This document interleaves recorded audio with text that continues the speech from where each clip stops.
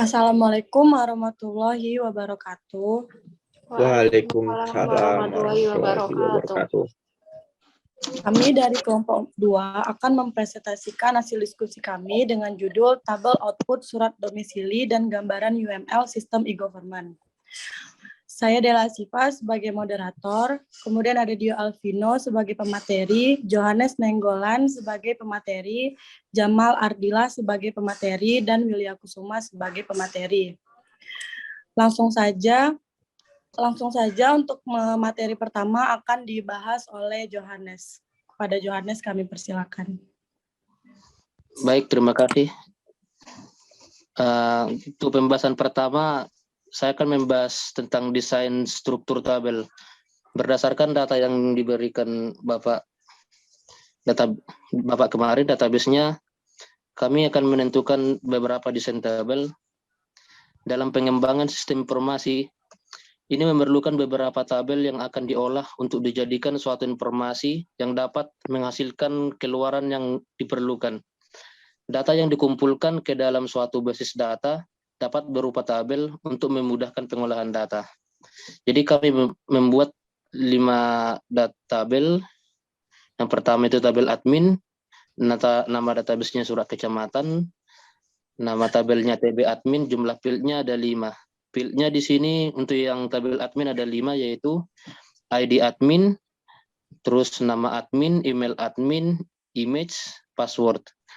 Untuk ID adminnya itu tipe datanya adalah integer, dan yang tipe data nama admin adalah varchar, tipe data dari email admin adalah varchar, tipe data dari image juga varchar, dan juga tipe data dari password juga varchar.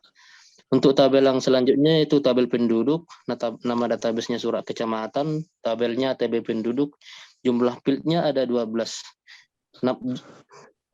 Berikut nama fieldnya, yang pertama NIK, nama, JK, tempat lahir, tanggal lahir, paspor, kita, kebangsaan, pekerjaan, alamat, dan agama. Tipe datanya terdiri dari varchar, kecuali tanggal itu memang tipe data date. Dan yang selanjutnya tabel domisili sesuai dengan nama database-nya surat kecamatan, tabelnya TB domisili, jumlah fieldnya ada 7.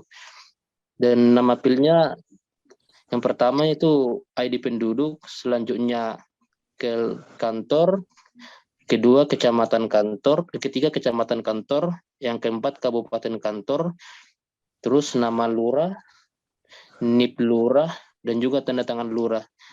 Datanya semuanya yang tipe datanya satu yang integer, yaitu hanya untuk ID penduduk. Jadi sengaja dibuat untuk foreign key agar tidak serupa dengan data yang lain.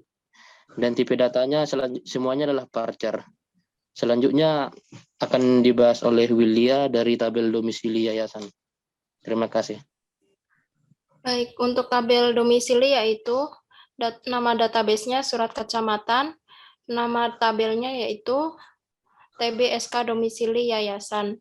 Jumlah fieldnya ada 11. Nama fieldnya terdiri dari ID, nomor surat, nama organisasi, bidang, nomor antrian, alamat orang, NIK penduduk, jabatan, tampil surat, tanggal akta, date create. Terdiri dari tipe datanya integer untuk ID karena ID adalah primary key. Kemudian untuk tabel domisili partai, nama database-nya surat kecamatan, nama tabel TB SK domisili partai, jumlah fieldnya ada 12. Terdiri dari ID, nomor surat, nama, jabatan, nama partai, alamat kantor, nomor partai, nama ketua, nama sekretaris, nama bendahara, tanggal penunjang, kemudian data create.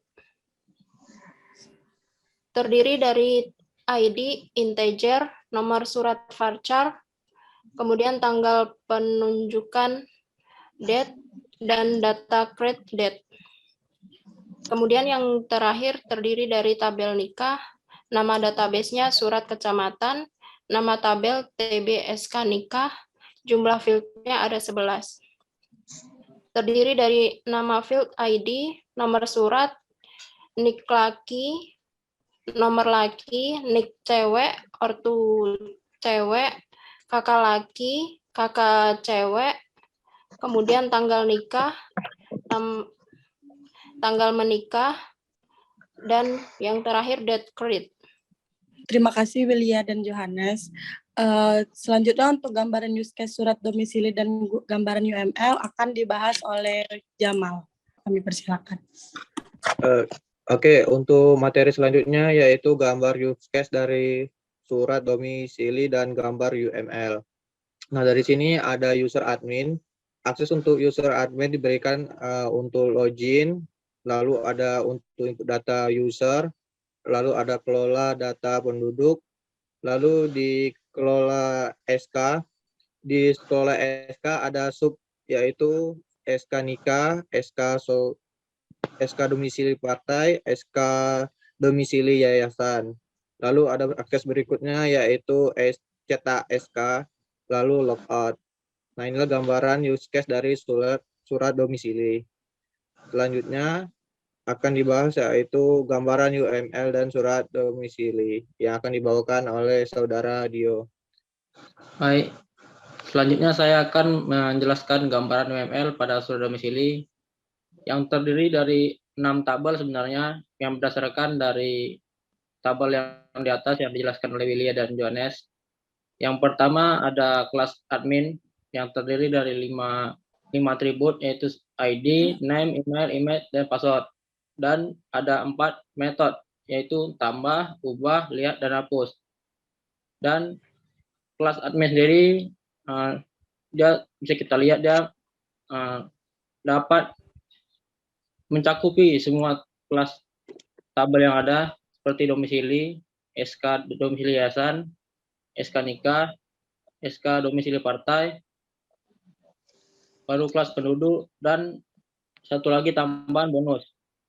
Dan dari masing-masing tabel kelas tersebut yaitu contohnya pertama domisili terdiri dari ada 7 atau 8 atribut dan 4 metode yang bisa diakses oleh admin. Baru untuk SK domisili yayasan terdiri dari 10 atribut dan 4 metode. Untuk SK nikah sama ada 10 atribut dan 4 metode untuk admin. Hanya admin yang aksesnya.